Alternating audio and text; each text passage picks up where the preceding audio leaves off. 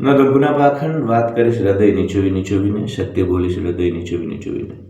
પહેલાં ગામથી બહાર જ્યારે હું આવતો સવારે આ કસરત કરવા માટે ખેતરોમાં, ત્યારે મને ગામની બહાર પ્રાઇવેટ સ્કૂલની બસો દેખાતી, ગાયો ઊભેલી દેખાતી. એની જગ્યાએ હવે પ્રાઇવેટ સ્કૂલોની બસો, એટલે કઈ રીતે ધીમે ધીમે આ લોકો ધંધો બનાવી રહ્યા છે શિક્ષણને. એ તો ચાલતું જ તું, એમાં બીજો એક નવો ટ્રેન્ડ હવે મારી આજુબાજુ બહુ જોઉં છું. આપણી ભારતીય મહિલાઓ છે ને, એને અનુપમા સિરિયલ જોઈ છે, એકતા કપૂરની, ને સીધા વાળ કરાવવા, શોપિંગ, મજા. કારણ કે કમાવાનું તો છે નહીં, અહીંથી ખેતીની આવક હોય, સીધું પેલું ટ્રેક્ટરની ટ્રોલીમાં ભરીને 12 મહિનાનું નાખી દેવાનું, મજા જ કરે ને. એટલે એના વાંધો નહીં, એ ભલે કરતા હોય, વાંધો નથી, પણ એના ચક્કરમાં એ લોકો શું કરે છે, હવે અહીંનો સમાજ એમને નીકળવા નથી. એ પોતે પાછા કાયર કમજોર, ખુલીને કહી ન શકે કે ભાઈ અમારા પતિ પત્નીને પ્રાઇવસી જોવે છે, અમારે ડ્રેસ પહેરવા છે, સાડી પહેરવી નથી, અને મજા કરવી છે. કામ અહીંયા ખેતીનું કંઈકનું કંઈક ઘરકામ કરવું પડે, એટલે ત્યાં મસ્ત પેલી વાસણવાળી હોય, કપડાં ધોવાવાળી, કામવાળી હોય, એટલે આ બધા જ જલસા કરવા માટે થઈ. અને મહિલા, પુરુષો તો છે જ કાયર ને પુંસક ભાઈ, સિમ્પ જ છે, એમાં તો કોઈ પૌરુષ બચ્યું નથી. એટલે પેલી મહિલા છે ને, છોકરા ભણાવવાનું બહાનું, હું મારી આજુબાજુ બહુ છોકરા ભણાવવાના બહાને બહુ બધા લોકો મેટ્રોપોલિટન સિટીમાં, અર્બન સેક્ટરમાં જાય. હવે છોકરું તો બિચારું, છોકરું તો એને અહીંયા ગમતું હોય છે. ગામડામાં હું જોઉં, મારા કેટલાય છોકરાઓને જવું જ નથી હોતું. શનિ રવિ એના માતા પિતા આવ્યા હોય અહીંયા ગામડે, સોમવારે સવારમાં ચીસો પડતી હોય શેરીમાં, છોકરું કૂદાકૂદ કરતું, નથી જવું.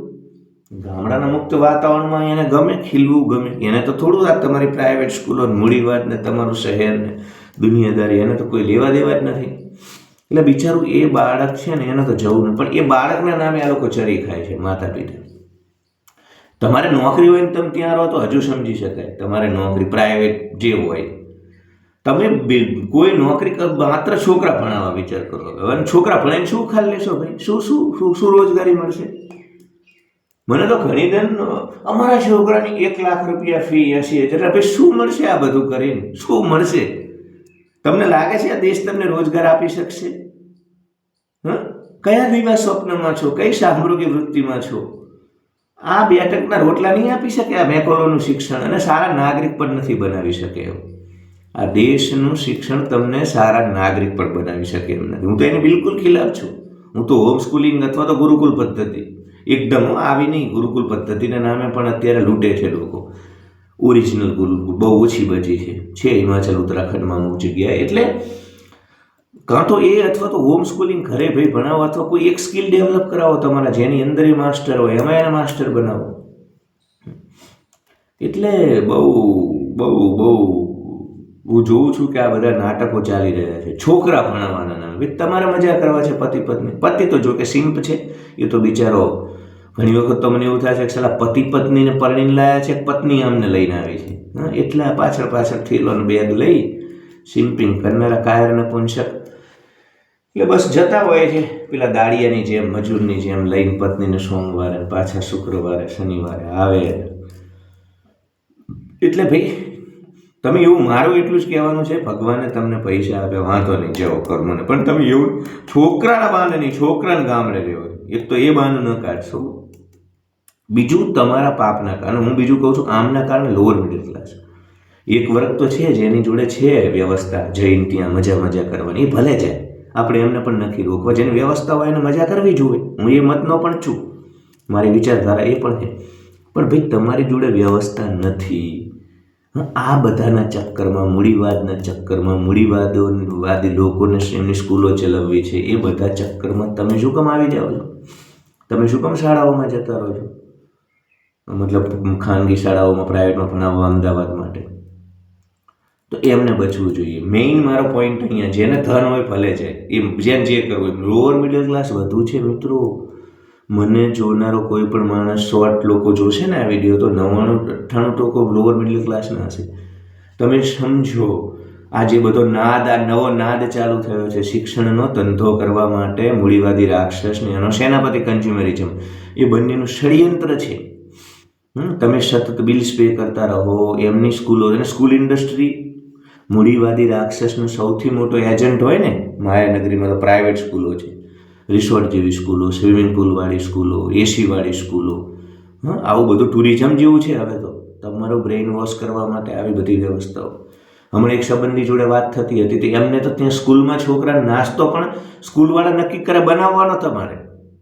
જુઓ, કાજુ લીલવાવાળો નાસ્તો નક્કી એ કરે, તમારે ઘરે બને. ભાઈ લાખ રૂપિયા ફી લો, તરી 50,000 ફી લો, જુનિયર કેજી સિનિયર કેજીમાં નાસ્તો નથી આપી શકતા પૌષ્ટિક. શીખો લંગર ચલાવે છે, તમે શીખો ઉપર જોબ બનાવો છો ને, એ લંગર ચલાવે, આખી દુનિયાને ખવડાવે. એમના કારણે કેટલાય લોકો વિદેશમાં ભૂખ્યા નથી સૂતા. મોટી મોટી વાતો જ કરવાની, વાઘના ખુલ્લા ફાડે એવી. 50,000 ફી લો, ખવડાવી નથી શકતા બાળા રાજાને, નાનકડા બાળકોને. એટલે આવો બધો અન્યાય અનીતિ મિત્રો ચાલી રહ્યો છે, સરેઆમ ચાલી રહ્યો છે. અને એટલે મારો કન્સર્ન એ છે કે તમે લોઅર મિડલ ક્લાસના છો, નીચલા મધ્યમ વર્ગના છો, તો મહેરબાની કરી અને તમારા બાળકને શહેરમાં ભણાવવા જવાના નામે આતંક ન કરશો. તમે તમારા બાળકને શહેરમાં ભણાવવા જવાના નામે પોતાનું નુકસાન ન કરશો મિત્રો.